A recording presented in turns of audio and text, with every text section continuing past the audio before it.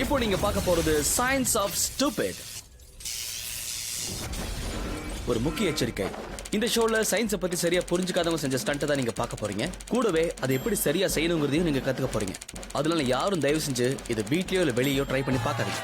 நான் சொன்னத விளையாட்டு எடுத்தீங்கன்னா இந்த மாதிரி குட்டிக்காரன் அடிச்சு மூஞ்சில கறி பூச்சி தான் வீட்டுக்கு போவீங்க. லேடிஸ் அண்ட் ஜென்டில்மேன், இது என்ன மாதிரி ஷோனா, இதுல நாங்க அறிவியலையும் காட்டுவோம், அறிவில்லாதவங்களையும் காட்டுவோம். கம்பியில முட்டிட்டு கபாலம் கழண்டவர், பறந்து வந்து பல்பு வாங்கினவர், சைக்கிளுக்கு பின்னாடி இருக்கிற சயின்ஸ், சயின்ஸுக்கு பின்னாடி இருக்கிற பெயிண்ட்ஸ் எல்லாம் உண்டு. ஒரு அழகான பேக் டைவ், ஒரு அனாவசியமான பேக் டைவ்.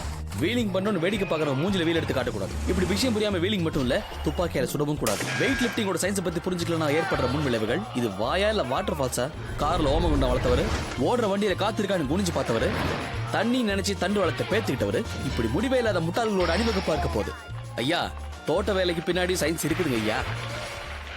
ஷோ ஸ்டார்ட் ஆயிடுச்சுன்னு சொல்றேன், மவனை தூங்குற நீ எந்திரி. இதுதான் சயின்ஸ் ஆஃப் ஸ்டூபிட். இந்த ரெண்டு கலரும் ஸ்விம்மிங் பூல்ல குதிக்க கலந்து பேசி தயாராயிட்டாங்க. ஆனா ஒரு இன்ச் மிஸ் ஆனதுனால இஞ்சி எடுப்பு பழகி ஆயிட்டாங்கோ. எவன்டா அது ஏன் வீட்டு முன்னாடி கார் பார்க் பண்ணவன்? அண்ணன் எதுக்கு நடுக்காட்டுல குனிஞ்சு பாக்குறாரு? பத்த வைக்கிறதுக்கு தானா பரட்ட. இவங்க அழிச்சாட்டி அதுக்கு அளவே இருக்காது. நாம பார்க்க போறது science of stupid. Hello friends, நீங்க என்ன எதிர்பார்க்கறீங்கன்னு எனக்கு நல்லாவே புரியுது. உங்க ஹார்ட் பீட்ல ஜாஸ்தி ஆயிட்டே போகுது. சீக்கிரமா மனிஷ், எங்களால வெயிட் பண்ண முடியல அப்படின்னு நீங்க சொல்றது என் காதுல விழுது. உங்க ஆதங்கத்தை போக்குறதுக்காகவே ஒரு அற்புதமான வித்தியாசமான ஷோவை உங்களுக்காக நான் கொண்டு வந்திருக்கேன். இந்த ஷோல நீங்க பார்க்க போறது ரெடிகுலஸ்லி ஃபன்னி வீடியோஸ் டோர்னேடோ. நான் ரொம்ப வளவளன்னு பேசி சும்மா போர்ல அடிக்க மாட்டேன். அதுக்கு பதிலா நல்ல ஃபன்னியான வீடியோஸையும் கூடவே சயின்டிபிக் ஃபேக்ட்ஸையும் நான் காட்ட போறேன். சோ இந்த ஷோவை நீங்க பார்க்கிறதுக்கு தயாராயிட்டீங்கன்னு நினைக்கிறேன். Let's start science of stupid. உலகத்தில் ரொம்ப வேகமா ஓடக்கூடிய மனிதர்னு சாதனை படைச்ச உசைன் போல்ட் பத்தி உங்க எல்லாருக்குமே தெரியும். இவர் 43 km/h ஓடுவாரு இல்லைங்க, பறப்பாரு. ஆனா அது இங்க இல்லைங்க, இது அவருக்கு சரியான ட்ராக் கிடையாது. மிஸ்டர் போல்ட்டோடைய உண்மையான சாதனையை இப்போ நீங்க பார்க்க போறீங்க. இது ஃபாஸ்ட் ஃபார்வர்ட் ஷாட் இல்ல. இந்த ட்ரெட்மில் 39 km ஸ்பீட்ல செட் பண்ணப்பட்டிருக்கு. சராசரியா ஒருத்தர் ஓடும்போது அவருடைய வேகத்தை கட்டுப்படுத்தக்கூடிய விஷயங்கள் ரெண்டு. ஒன்னு ஸ்ட்ரைட் லெங்த், இன்னொன்னு லெக் டர்ன் ஓவர். உங்களோட ரெக்கார்டை நீங்களே பிரேக் பண்றதுக்கு எது சரியான இடம்னா ட்ரெட்மில் தான். ஏன்னா ட்ரெட்மில்ல ஓடும்போது மட்டும்தான் உங்களுக்கு எதிர்காத்து இருக்காது. இந்த காரணத்தினால நிச்சயமா உங்களோட வேகமா ஓட முடியும். இந்த முக்கியமான டிப்ஸை நீங்க யாருக்கிட்டையும் சொல்லாதீங்க. உங்களுக்கு ஒண்ணு தெரியுமா, இந்த ட்ரெட்மில்ல ஓடுறது சுத்த போரிங்கான விஷயம். ஆனா இதுக்காகவே மேல இருக்கிறவருக்கு ஒரு நன்றி சொல்லி ஆகணுங்க. அது ஏன்னா நமக்காகவே சில அவதாரங்கள் அனுப்பி வச்சிருக்காரு. அந்த அவதாரங்க காட்டுற சில கோப்பராகித்தனம் நம்மள சிரிக்க வச்சு இப்படி ஒரு ஷோ உருவாகிறதுக்கு காரணமா அமைஞ்சது. வாங்கம்மா, ட்ரெட்மில்ல ஓடுறதுக்கு நான் சொல்லி தரேன். முதல் முறையா வரீங்க, ரொம்ப ஜாக்கிரதையா வலது கால். என்ன பேச்சாங்க வச்சிட்டீங்களா? நம்ம மிலிட்டரிக்காருக்கு இன்னும் குழந்தை மனசு மாறவே இல்லை. யூனிஃபார்ம் போட்டாலும் ஸ்ட்ரிக்டா தவழ்ந்துதான் போக நட முடிக்கிறார். எதுக்கு இந்த வீம்பு? ஒரு ரன்னர் ட்ரெட்மில்ல ஓடும் போது பெல்ட்டோட வேகத்துக்கு ஈக்குவலா ஓடணும். ஏன்னா பெல்ட்டோட அளவு காலை வீசி ஓடக்கூடிய அளவுக்கு தான் இருக்கும். நீங்க முன்னோக்கி ஓடிட்டு இருப்பீங்க, பெல்ட் உங்களை பின்னோக்கி இழுத்துட்டு இருக்கும். ஆனா ஓடுற நீங்க ஒரே இடத்துல தான் இருப்பீங்க. இதுல உங்களோட வேகத்தை கொஞ்சம் கொஞ்சம் அதிகரிக்கிறதா நல்லது. இதுல முந்திரி கோட்டை வேலை காமிச்சோம், குப்பர் அடிச்சு விழுந்து ட்ரெட்மிலுக்கு முத்தம் கொடுத்துட்டு இருப்போம். ஸ்லோ மோஷன்ல தான் ஓடுறான்னு ரொம்ப ஈஸியா நினைக்காதீங்க. முதல்ல ஸ்லோவா ஓட ஆரம்பிங்க, அதுக்கப்புறம் வேகத்தை கொஞ்சம் கொஞ்சமா கூட்டிக்கலாம். முக்கியமான விஷயம், பிடிக்கிறதுக்காக தான் ஹேண்ட்லே கொடுத்துருக்காங்க. பந்தா காட்டணும், மூக்கு இருக்காது. எல்லாம் எங்களுக்கு தெரியும், நக்கலா ஓடினா நாக்கு இருக்காது. எக்ஸ்கியூஸ் மீ, இது என்னோட பர்சனல் எக்ஸ்பீரியன்ஸ் கிடையாதுங்க. எல்லாம் ஒரு அப்சர்வேஷன் தான், புரியுதா? அங்க போய் அங்க பிரதட்சணம் பண்ணலாமா? இந்த மாதிரி உங்க லவ்வர் காலில் விழுந்துருக்கலாம். ஒரே நாள்ல 9 ட்ரெட்மில்ல ஓடினா உடம்பு குறைய நியமன் சொன்னது இந்த பொண்ணு எவனை ஏத்தி விட்டுருக்கான். அதையும் நம்பி ஓடுறா பாத்தீங்களா? மல்லாக்க விழுந்தாக்காக பல்லாக்க தூக்கிட்டு போனோம். நீங்க அறிவு கொழுந்துங்கிற வார்த்தையை கேள்விப்பட்டிருப்பீங்க. அதுக்கான மொத்த உருவத்தை இப்பதான் பாக்குறீங்க. குச்சி ஊனி நடக்கிறாரே, இவருக்கு மூளையை முட்டில தான் இருக்குது. அப்படிதான் தம்பி, ட்ரெட்மில்ங்கிறது ஓடி உடம்பு ஒழுங்கா வச்சுக்கணுங்கிறது தான். இப்படி கட்டையை வச்சுட்டு கரகாட்டம் ஆடுறதுக்கு இல்ல. வீடியோ போட்டு பாருங்க, வாழ்க்கை பூரா சிரிப்பீங்க. இவரு ட்ரெயினர் கிட்ட பேர் வாங்குறாராம். இவங்க எல்லாம் யாரு சொல்லி இந்த மாதிரி பண்றாங்கன்னு தெரியல. ஒருவேளை கீழே விழுந்து அடிப்படாதுன்னு யாரோ சொன்னதை நம்பிட்டாரோ? அடுத்தவன் பேச்சை கேட்டு துள்னா இப்படிதான் பேக் டிராப் பிச்சுக்கிட்டு போயிடும். உலகம் ஊருன்னு அமெரிக்காக்காரன் கண்டுபிடிக்கல, ஐஎம் தான் கண்டுபிடிச்சது. ட்ரெட்மில்ல பந்தை வச்சு ஒரு லந்த காமிச்சாரு, மூக்கு வாயில பேந்ததுதான் மிச்சம். ஆஹா, இதெல்லாம் எப்படிங்க யோசிக்கிறீங்க? உங்களால மட்டும்தான் முடியும். அப்படி போடு. என்னதான் ஆச்சு? ஒழுங்கா ஓட்டிட்டு தான் வந்தாரு. ஆனா நமக்கு தான் ஒழுங்கா ஓடினா பிடிக்காதே. நம்ம எதிர்க்க லாரி வர மாதிரி பிரேக்க பிடிச்சா அவ்வளவுதான், சைக்கிள் கிளம்பிடுச்சு. கபாலத்துல வாங்கி விடாத சிரிச்சுட்டு இருக்காரு.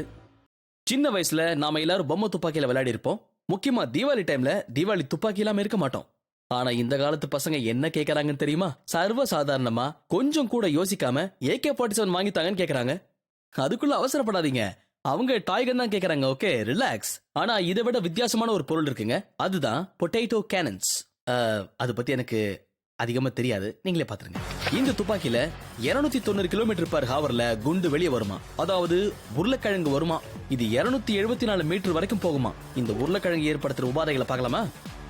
உருளைக்கிழங்கு வெறும் கூட்டு பொரியலுக்கு மட்டும் இல்ல, இப்படி டென்ட் டரியலுக்கு யூஸ் பண்ணலாம். மக்களே, உருளைக்கிழங்கு வீட்டுல சமைச்சு சாப்பிடுங்கன்னா அது என்ன ஊரா வீட்டு கார்ல ஓட்ட போட்டு விளையாடுறது? சரி, இப்போ நீங்க இந்த மாதிரி பிரச்சனைகளை மாற்றத்துக்கு முன்னாடி இதை பாத்துருங்க. ஏன்னா இதுக்கு பின்னாடி சயின்ஸ் இருக்குங்க, இருக்கு. பொட்டேட்டோ கேன்ல இருந்து நாம தெரிஞ்சுக்க போற விஷயம் ஐடியல் கேஸ் லா. எப்பப்பெல்லாம் கேஸோட ஹீட் ஜாஸ்தி ஆகுதோ அப்போல்லாம் அதோட வால்யூம் ஜாஸ்தி ஆகும். இப்போ நம்ம கேஸை கண்ட்ரோல் பண்ண நினைச்சா அதோட பிரஷர் ஜாஸ்தி ஆகும். ஒரு பொட்டேட்டோ கேனை வேலை செய்ய வைக்கிறதுக்கு அதோட கம்பஷன் சேம்பர்ல ஒரு சின்ன தீப்பொறியை உருவாக்கினா போதும். இப்போ பேரல்ல உருளைக்கிழங்கு இருக்கிறதுனால அதோட பிரஷரை வெளியே விடாம உருளைக்கிழங்கு தடுத்துக்கிட்டு இருக்கும். இந்த பிரஷர் ஜாஸ்தி ஆச்சுன்னா உருளைக்கிழங்கு ஒரு புல்லட் மாதிரி வெளியே வரும். உருளைக்கிழங்கு பின்னாடி இருக்கிற ஒரு வாயு கதை இதுதான். உங்களுக்கு ரொம்ப பிடிச்சிருக்கும் போல இருக்கு. எனக்கு நல்லா புரியுது. இப்ப நீங்க என்கிட்ட என்ன கேட்க வரீங்க? இந்த உருளைக்கிழங்கு எங்க கிடைக்கும் தம்பி அப்படின்னு தானே? எனக்கு தெரிஞ்சா உங்ககிட்ட சொல்லாம எங்க போவேன். ஆனா சில முத்தின கேஸ் என்ன பண்ணுதுங்கன்னா, இது வீட்லயே செஞ்சா என்னன்னு யோசிக்கிறாங்க. அங்கதான் பிறகுது காமெடி. இந்த பையன் பண்ண முதல் தப்பு கேனனை பயன்படுத்துறதுக்கு டக் டேப்பை யூஸ் பண்ணது. இந்த கன்னுக்குள்ள பிரஷர் ஒரே மாதிரி இருக்காதுன்னு நான் முன்னாடியே உங்ககிட்ட சொல்லியிருக்கேன். இவர் அதை காதுல வாங்கல போல இருக்கு. இவருக்கு இப்ப பிரஷர் ஜாஸ்தி ஆகி போச்சு. இவரு தாங்க நம்ம எல்போர்டு லோகநாதன். இவருக்கு இந்த கன் எல்லாம் சரி வராது. வீட்டு மொட்டை மாடிக்கு போங்க, உச்சி வெயில காத்தாரி விடுங்க, உங்களுக்கு அதான் கரெக்ட். என்ன இவ்வளவு பெருமிதம்? இவர் அடுத்த ஞானப்படம் பின்னாடி பேஸ் பண்ணாமலே பிரஷர் உருவாக்குறாராம். குனிஞ்சு பாருங்க தெரியும். அட அந்த உள்ள போன உருளைக்கிழங்கு இதுக்கு பேரு தான் ஃபயர் ஃபேஷியல். இவங்க செட்டப்ப பாத்தீங்களா? எவ்வளவு பெரிய ஃபயர் பிளேட் மொத்தமா புடிங்கிட்டு போச்சு. கண்ணா, உருளைக்கிழங்கு முன்னாடி வர்றதுக்கு வாய்ப்பு ஏற்படுத்தி கொடுக்கலன்னா போயா வெண்ணன்னு கிழங்கு பின்னாடி தான் வரும். சயின்ஸ் கண்ணா, சயின்ஸ். இங்க 2 பேர் என்ன பண்றீங்க? ஓ, ப்ரொப்பலண்ட ஜாஸ்தியா வைக்கிறீங்க. இப்படி ப்ரொப்பலண்ட ஜாஸ்தியா வச்சீங்கன்னா என்ன ஆகும்னு தெரியுமோ? நீங்க மேக்கால குறி வச்சு நிப்பீங்க, குண்டு கிழக்கால போகும். நீ ஏப்பா மலை உச்சியில பாக்குற? சரிதான், குண்டு வெளியே வர மாதிரி கைய வேற வச்சாரா? வச்சது சோத்தாங்கை வேற சுத்தம். இனிமே ஒரு வாரத்துக்கு ஒரு ஊட்டி தான் ஒண்ணும். ஐடியா கொடுத்தவருக்கு அடி மேல அடி. அண்ணா, நீங்க என்ன பண்றீங்க? ரொம்ப சாகவாசமா உட்காந்து வேலை பாக்குறீங்க. உள்ள கேஸ் இருக்குன்னு அதுகிட்ட உட்காந்து கொஞ்சிக்கிட்டு இருக்கீங்க. அது வெடிக்கும். சயின்ஸ் டீச்சர் சொல்லும் போது அவரை கலாய்ச்சிங்கல்ல. இப்ப பழம் சுடுதா? கை மேல பலன், கை மேல பலன்னு சொல்லுவாங்களே, அது இதுதான். As you can see, this is completely burnt. Anyway, it's good time. But on the bright side, கையில நெருப்பு, வாயில சிரிப்பு. சரிதான், சாரோட சிட்டிங் ஒரு சைஸா இருக்கு. இங்க வந்து இவர் நிக்க சொன்னது யாரு? ஒரு உருளைக்கிழங்கு என்ன செஞ்சிருங்கிற நக்கல் தானே. மணியே, மணியின் ஒலியே. இந்த பாடலை இவருக்காக நாங்க டெடிகேட் பண்றோம். இது இவரே கேட்டு வாங்கினவை. என்ன உருளைக்கிழங்க சாப்பிடுறதோட நிறுத்திக்கணும், தெரியுதா? ரூஃப் ஜம்பிங் இல்லனா மேல இருந்து குதிக்கிறது. உங்களுக்கு இதை கேட்டவனே தோணலாம், ஏன்பா இதுல என்ன சயின்ஸ் இருக்க போகுது? இந்த மாதிரி நினைக்காதீங்க. ஒவ்வொரு விஷயத்துக்கு பின்னாடியும் சயின்ஸ் இருக்கு. அடியேன் பேசுறது, அது உங்க காதுல விழுறது, அதை நீங்க பாக்குறது, இப்படி எல்லாத்துலயும் சயின்ஸ் இருக்கு முருகேஷா. சொன்ன உடனே புரிஞ்ச மாதிரி மண்டை ஆடுறீங்க. ஆனா எத்தனை பேர் மண்டை ஆடுறதோட நிறுத்துறாங்க? ஆனா நான் உண்மையா தானே சொல்றேன். ஒரு நிமிஷம், நான் சொன்ன நம்ப மாட்டீங்க. இந்த வீடியோ பாருங்க.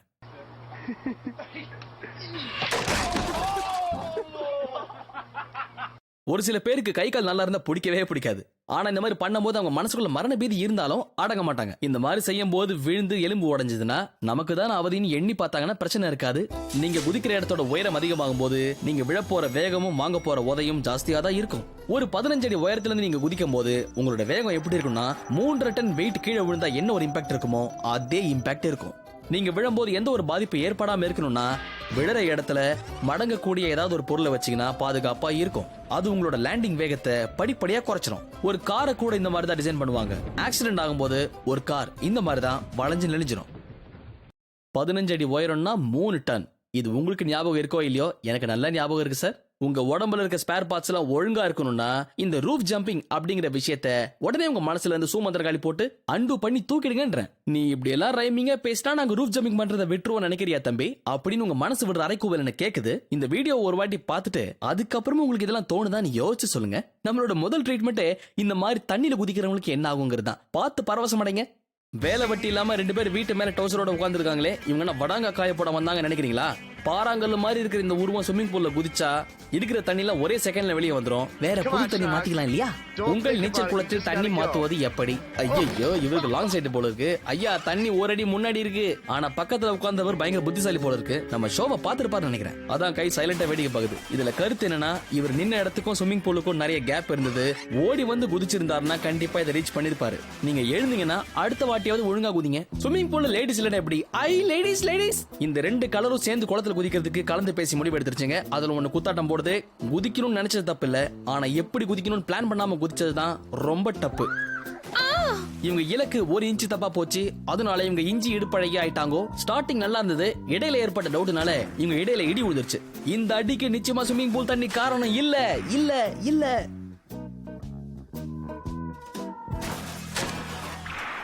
மேல இருந்து குதிக்கிறதுக்கு கைக்கு எதுக்கு கிளவுஸ்?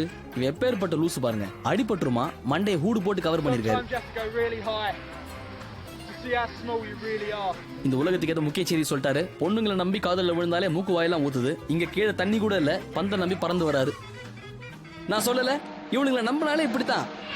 வாழ்க்கை என்னும் ஓடம் உடஞ்சு போச்சு பீடம். பந்தும் ஏமாத்தோங்கிற விஷயத்த அண்ணன் கீழே வந்துதான் தெரிஞ்சுக்கிட்டாரு. ஐயா, அடிப்பட்ட அதிர்ச்சியில தான் ஞானம் உதிக்குது. இந்த பந்து என் வெயிட், நான் குதிக்கிற உயரம், புவியீர்ப்பு, இது எல்லாத்துக்கும் சரிப்பட்டு வருமான்னு நான் முன்னாடியே யோசிச்சிருக்கணும். துப்பாக்கிங்கிறது குழந்தைங்களோட விளையாட்டு பொருள் இல்லங்கிறது உண்மையா இருந்தாலும் என்ன பொறுத்த வரைக்கும் துப்பாக்கி விளையாட்டு பொருள் இல்லங்கிறத நான் சொல்லுவேன். ஏன்னா ஒரு தோட்ட தொலைக்காத புல்லட் ப்ரூஃப் நீங்க போட்டிருந்தாலும் அது கொடுக்குற அடியை நீங்க தாங்கவே மாட்டீங்க. அதனாலதான் சொல்றேன், துப்பாக்கியை தியேட்டர்ல போய் பாக்குறது நல்லது. அதை சுட்டு சீடியா பாக்குறது மிகப்பெரிய தப்பு. நீங்க இந்த வீடியோவை பாருங்க. இந்த ஆண்டிக்கு எவ்வளவு சுட்டாலும் கவலையே இல்ல. ஏன்னா இவங்க வீட்டுல நிறைய தோசை வடை போண்டான்னு சுட்டு தள்ளனவங்க. அதான் அசராம நிக்கிறாங்க. சார் பாத்தீங்களா, அஞ்சா நெஞ்சன் மருகு பாண்டி. இதெல்லாம் சரிதான் சார். என் பொண்டாட்டி சப்பாத்தி கட்டையில அடிக்கிறாங்க, அதுக்கு ஏதாவது சட்டை இருக்குமா? இப்ப நம்ம உலகம் போற போக்குல எந்த சந்தில துப்பாக்கி சூடு நடக்கும்னே சொல்ல முடியல. இதுக்காகவே இந்த மாதிரி குண்டடியில இருந்து நம்மள பாதுகாத்துக்கிறதுக்காகவே ஒரு ஸ்பெஷல் ஜாக்கெட்டை மார்க்கெட்ல தயார் பண்ணி விக்கிறாங்க. என்ன கேட்ட இந்த ஜாக்கெட்டை நீங்க கல்யாணத்துக்கு கூட போடலாம், சுட்டாலும் பொழைச்சிக்கலாம். இது ஃபைபர் மாதிரியான ஒரு நைலான்ல பண்ணிருக்காங்க. இதோட சக்தி ஸ்டீலை விட 5 மடங்கு ஜாஸ்தியா இருக்கும்னு சொல்றாங்க. இந்த ஜாக்கெட் ரொம்ப லைட்டரா இருக்கும், போடுறது ரொம்ப ஈஸி. இதை போட்டு உங்களை போட்டு தள்ள முடிவு பண்ணாங்கன்னா அது முடியாத காரியம். உங்க லைஃபே தொலைஞ்சாலும் சரி, எந்த புல்லட்டும் உங்களை தொலைக்காது. ஒரு புல்லட் இந்த ஜாக்கெட்ல பட்டவன எப்படி வேலை செய்யுதுன்னா, ஒரு சிலந்தி வலையில இறை எப்படி மாட்டுமோ அந்த மாதிரி தான் இந்த ஜாக்கெட்டும் வேலை செய்யும். குண்டோட ஃபோர்ஸ் ஃபைபர் வழியா அந்த ஜாக்கெட் முழுக்க பரவும். இதனால குண்டோட சக்தி கொஞ்சம் கொஞ்சமா கம்மியாகும். என்னதான் குண்டோட சக்தி கொஞ்சம் கொஞ்சமா கம்மியானாலும் அதோட அழுத்தத்தினால ஏற்படுற பாதிப்பு கண்டிப்பா இருக்கும். ஏன்னா ஒரு 9mm துப்பாக்கி 1 டன் எடை உள்ள ஃபோர்ஸை ஏற்படுத்தும். அது நிச்சயமா ஒரு மிகப்பெரிய பாதிப்பை ஏற்படுத்தும். இதோ நீங்க ஒரு புல்லட் ப்ரூஃப் ஜாக்கெட் போட்ட ஜேம்ஸ் பாண்ட பாத்துட்டு இருக்கீங்க. அவர் குண்டை வாங்குறதுக்கு தயாராயிட்டாரு. ஓகே, சுடுங்க. கரெக்டா கூறிய நெஞ்சில வைங்க. அங்க மட்டும்தான் ஜாக்கெட் இருக்கு. கவசத்தை நம்பி நான் அவசரப்பட்டேன்னு. இவர் ரிட்டையர் ஆன அம்பையர் நினைக்கிறேன். விஷயம் புரியாம ஒய்டு காட்டுறாரு. சிலருக்கு பட்டாதான் தெரியும், இவருக்கு சுட்டாதான் தெரியும். என்ன ஏதோ எறும்பு கிடைச்ச மாதிரி சாதாரணமா ரியாக்ஷன் கொடுக்குறாரு. அந்த ப்ரூஃபை கொஞ்சம் கேட்டுங்க. இது 6 பேக்ஸ்ல ஒரு ஓட்ட வடையை சுட்டு மறைச்சு வச்சிருக்கீங்க. என்னதான் நீங்க புல்லட் ப்ரூஃப் ஜாக்கெட் போட்டாலும் புல்லட்டுக்குன்னு ஒரு ஃபோர்ஸ் இருக்குங்க. அதை பத்தி தெரிஞ்சுக்கிறதுக்காக தான் சயின்ஸ் எடுத்து படிங்கன்னு சொன்னா, நாங்கெல்லாம் காமர்ஸ் குரூப் பண்ணி வேலையை பாரியான்னு சொல்லிட்டு நக்கலா பேசினவர் இன்னைக்கு நமக்கு முன்னாடி குண்டடி பட்டு குண்டு வந்து போஸ்ட் கொடுக்குறாரு. இதை விட முக்கியமான விஷயம், குண்டடி பட்டவரோட ஜாக்கெட்ல இந்த மாதிரி ஒரு ப்ரொடெக்ஷன் பிளேட் இல்லை. டெஸ்ட் ரிசல்ட் என்ன சொல்லுதுன்னா, ஒரு சாதாரண புல்லட் ப்ரூஃப் ஜாக்கெட்டுக்கும் ஒரு லிமிடேஷன்ஸ் இருக்கு. இந்த புல்லட் ப்ரூஃப்ல ஒரு புல்லட்டால 1.75 இன்ச் அளவுக்கு டார்கெட்ல ஒரு டென்ட் உருவாக்க முடியும். இதுல கருத்து என்ன, புல்லட்டோட வேகத்தை குறைச்சு அது ஊடுருவி போறதை தடுத்தாலும் நம்ம உடம்பு பழுத்து போற அளவுக்கு காயங்களை ஏற்படுத்தும். இப்போ ஃபோக்ஸ் ஆன் மை மார்ட்ஸ் அப்படிங்கிற மாதிரி யூனிசைக்கிள் ஓட்டுறதும் பெரிய கலைங்கிறதுல சந்தேகமே இல்ல. யூனிசைக்கிளிங்கா, இத பத்தி நான் கேள்விப்பட்டதே இல்லையே நீங்க நினைக்கிறது எங்க காதுல விழுது. ஏன் டென்ஷன் ஆற முருகேஷா? அதுக்கு தானே நாங்க இருக்கோம். இதை நீங்க ஒரு வாட்டி பாத்தீங்கன்னா 100 வாட்டி பார்த்த மாதிரி. யூனிசைக்கிளிங் பாக்குறதுக்கு தலைகீழ தொங்க விடப்பட்ட ஒரு பெண்டுலம் மாதிரி இருக்கும். கீழே விழாம இருக்கிறதுக்கு ஓட்டுறவர் கொஞ்சம் பேலன்ஸ் பண்ண வேண்டியிருக்கும். எப்படின்னா அவரோட சென்டர் ஆஃப் கிராவிட்டி பிவட் பாயிண்ட்ல இருக்கணும். அதாவது டயர் தரையில டச் ஆகிற பாயிண்ட நோக்கி இருக்கணும். நீங்க இந்த கையில கம்பு வச்சுக்கிட்டு கயிறுல நடந்து போறத பாத்திருப்பீங்க. அதே மெத்தட் தான் இதுலயும். பெடலை யூஸ் பண்ணி நீங்க கொஞ்சம் கொஞ்சமா முன்னாடி போலாம். அப்படி போகும்போது உங்களோட சென்டர் ஆஃப் கிராவிட்டி ஒரு இடத்துல இருந்து இன்னொரு இடத்துக்கு உங்களை ஈஸியா கொண்டு போகும். முக்கியமான விஷயம், இந்த சைக்கிள்ல இருந்து கீழே இறங்குறது உங்களோட சாமர்த்தியம். கருத்து இவ்வளவுதான். சயின்ஸை மண்டையில ஏத்திக்கிட்டு அப்புறம் சைக்கிள்ல ஏறுங்க. இந்த யூனிசைக்கிளை வச்சுக்கிட்டு ஏகப்பட்ட சாகசம் பண்ணலாம். யூனிசைக்கிளிங் ஓட்டுறவங்க கூட ஜக்லிங்கும் சேர்ந்து பண்றாங்க. எப்படி இந்த மாதிரி ஐடியாலாம் உங்களுக்கு வருதோ? ஒவ்வொருத்தருக்குள்ளே எவ்வளவு பெரிய டேலண்ட்ஸ்லாம் இருக்குன்னு பாருங்களேன். ஒரு யூனிசைக்கிளிங்க்கு பின்னாடி இருக்கிற சயின்ஸை பத்தி நீங்க தெளிவா தெரிஞ்சுக்கிட்டீங்கன்னா எவ்வளவு பெரிய சாகசங்களை பண்ணலாங்கிறத இந்த எக்ஸ்பர்ட்ஸ் மூலமா நீங்க தெரிஞ்சுக்கலாம். யூனிசைக்கிளை ஒழுங்கா யூஸ் பண்ண தெரியலன்னா இவர் காமெடி இப்படிதான் எக்ஸ்போர்ட் ஆகி நம்ம ஊருக்கு வரும்.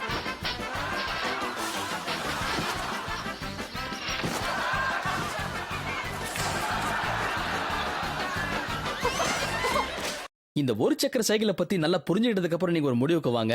அதுக்கப்புறம் நீங்க சைக்கிள் இருந்து காலை கீழே வைக்கிற வரைக்கும் உங்களுக்கு என்னென்ன கற்பனை தோணுது நீங்களே பாருங்க. அதுக்கப்புறம் உங்க கற்பனைக்கு யாராலையும் கடிவாளம் போட முடியாது. இப்ப நான் சில வீடியோஸ் உங்களுக்கு காட்ட போறேன். இங்க பாருங்க, நீங்க எது செய்யறதா இருந்தாலும் சயின்ஸ் கிட்ட ஒரு வார்த்தை கேட்டு செய்யுங்க. ஏன்னா சயின்ஸ் ரொம்ப முக்கியம். ஓகே, இந்த புள்ள கிட்ட சென்டர் ஆஃப் கிராவிட்டியை பத்தி சொன்னா அது எந்த கடையில கிடைக்கும் நம்மளே கலாச்சிட்டு தான் இந்த வேலையில சார் இறங்கியிருக்காரு. கிராவிட்டியை பத்தி புரிஞ்சுக்கலன்னா கால் முட்டி கலண்டு போவோம், அப்புறம் பதறி போய் புதர்ல விழுவோம். யூனிசைக்கிளை ஒழுங்கா தரையில ஓட்டுறதுக்கே ததிங்குணத்தம் போடுறோம், அதை கம்பியில ஓட்ட ட்ரை பண்றாரு தம்பி. இது தப்பான ஐடியான்னு படிக்கட்ட கவுனதுக்கு அப்புறம் தான் புரிஞ்சிருக்கும். என்ன தம்பி எங்க சத்தம்? சும்மா பேசிட்டு இருந்தேன் மாமா. அங்கிள் தன்னோட மூளை அக்கல்ல வச்சிருந்தாரு போல இருக்கு. அதான் கவலையே இல்லாம தன்னோட புள்ளைய கம்பியில ஏத்தி விட்டு நக்கலா நிக்கிறாரு. கயிறுக்கு மேல டயரை வச்சு உட்கார்ந்ததே பெரிய விஷயம், அதை ஓட்டணும்னு நினைச்சது உச்சக்கட்ட கொழுப்பு. தம்பி நல்ல புள்ளையா இருந்தியா பச்சை புள்ள மேயற. யூனிசைக்கிள் ஓட்டுறதுல ஒரு கஷ்டமான விஷயம் என்னன்னா அதுல ஹேண்டில் பாரும் கிடையாது, பிரேக்கும் கிடையாது. பெல் இல்லாத குறைய நம்ம தம்பி தீத்திட்டாரு. அப்படி போடு, இந்த வித்தைக்கு 4 பேர் சாட்சி வேற. டிங் டிங். தம்பி யூனிசைக்கிளை ஹேண்டில் பண்றதுக்கு ஹேண்டில் பார்ல எதிர்பார்க்க கூடாது. நான் இவ்வளவு சொல்லி இந்த வேலையை பண்ணியே கட்டையிலே அடிபட்டது. அவன் 2 சக்கரம் வச்சிருந்தாலும் ஒழுங்கா வீடு போய் சேர மாட்டேங்கிறான். இவர் ஒத்த வீல வச்சுட்டு வித்த காட்டுறாரு. டேய் எவ்வளவு சொன்ன? கிராவிட்டி, பிவட் பாயிண்ட், பெண்டுலம் போச்சு. தம்பி சயின்ஸ் சரி வேற புரிஞ்சுக்காம சைக்கிள் ஓட்டி பின்கோடு கிழிஞ்சதுதான் மிச்சம். போய் நல்லா படிச்சுட்டு வாங்க தம்பி. ஒரு வீல்ல இருந்து விழுந்தாலே 9 துவாரமும் பஞ்சர் ஆயிடுது. இதுல 3 வீல் வேற. இதெல்லாம் நமக்கு சர்வ சாதாரணம். முக்கியமான விஷயத்துக்கு போகும்போது 3 சக்கரத்துல போனா தானே ஒரு 3000 பேர் பாப்பாங்க உழுந்து வர்றத. இதெல்லாம் எனக்கு பழக்கம், ஒன்னும் பிரச்சனை இல்ல. இங்க தானே எங்க பழக்கம். கண்ட்ரோல பாத்தீங்கல்ல, கெத்து பண்ணுவோம்ல. ஒண்ணும் இல்ல மேடம், எங்க ஊர்ல சொத்த பல்ல எப்படி கழட்டுவாங்கன்னு செஞ்சு காமிச்சேன். தோ வந்துச்சு பாருங்க பல்லு.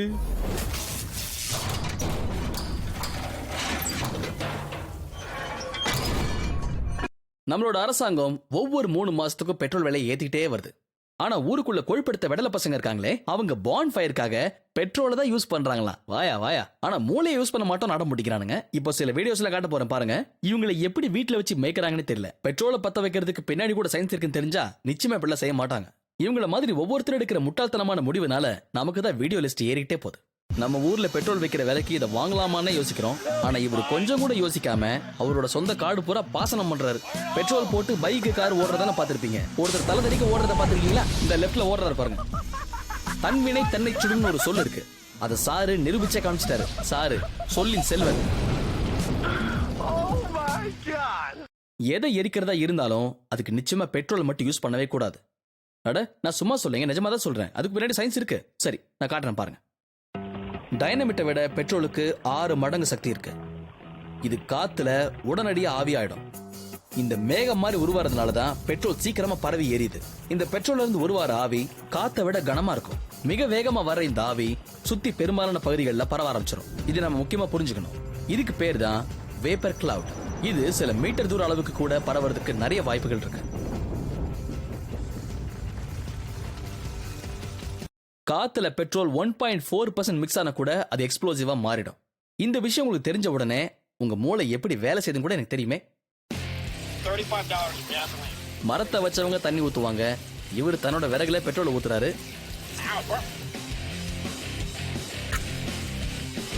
பெட்ரோலுக்கும் ஃபயருக்கும் இருக்கிற காம்பினேஷனை பத்தி உங்களுக்கு நல்லா புரிஞ்சிருக்கும்னு நினைக்கிறேன். ஜாக்கிரதையா இருங்க. இதை எரிக்கிறதுக்கு எவ்வளவு பெட்ரோல் யூஸ் பண்ணிருப்பாங்கன்னு நினைக்கிறீங்க? இந்த மாதிரி எடுத்துக்காட்டு நம்ம கிட்ட ஏராளமா இருக்குங்கோ. ஆமா, நெருப்பு கொஞ்சம் கூடி போச்சு. நீங்க இந்த பெட்ரோல் கேஸ் வேப்பர் கிளவுட பத்தி இன்னொரு முக்கியமான விஷயமும் தெரிஞ்சுக்க வேண்டி இருக்கு. இதை சுத்தி இருக்கிற காத்துல வெப்பம் ஜாஸ்தியா இருந்ததுன்னா நாம நினைக்கிறத விட வேகமாவே பெட்ரோல் எவாபரேட் ஆயிடும். இந்த ஆளை கட்டி வச்சு உதைக்கிறதுல தப்பே கிடையாது. இதை பார்த்தா வெள்ளக்காரங்க தான் பல விஷயம் சாதிச்சாங்கன்னு சொன்னா சந்தேகமா இருக்கு. நம்ம தீப்பொறி திருமுகம் என்ன தப்பு பண்ணாரு கண்டுபிடிச்சிங்களா? ரொம்ப நேரமா அந்த குவியல் மேல நின்று பெட்ரோலை ஊத்திக்கிட்டே இருந்தாரு. அதுவும் அளவுக்கு அதிகமான பெட்ரோலை ஊத்திட்டாரு. இவர் சுத்தி இருக்கிற காத்தோட வெப்பம் 26 டிகிரி செல்சியஸ்ல இருக்குது.